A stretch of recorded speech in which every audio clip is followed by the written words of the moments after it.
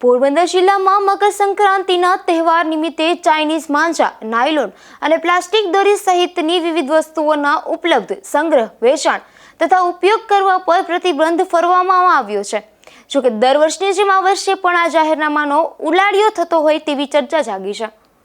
પોરબંદર જિલ્લા વિસ્તારમાં મકર સંક્રાંતિ તહેવારમાં પતંગ મહોત્સવની ઉજવણીમાં સ્કાય લેન્ટર્ન એટલે કે ચાઇનીઝ તુક્કલ, નાયલોન અથવા અન્ય સિન્થેટિક માંજા, સિન્થેટિક પદાર્થની કોટિંગ કરેલ હોય અને નોન બાયોડિગ્રેડેબલ હોય તેવી દોરી, ચાઇનીઝ માંજા, નાયલોન, પ્લાસ્ટિક દોરી, કાચ પાયેલી તથા અન્ય હાનિકારક પદાર્થોથી કોટિંગ કરેલ દોરીનું ઉત્પાદન, સંગ્રહ, વેચાણ તથા ઉપયોગ નહીં કરવા તારીખ 21/12/2024 થી જાહેરનામું બહાર પાડવામાં આવ્યું હતું અને આ જાહેરનામાની અમલવારી તારીખ 22/12/2024 થી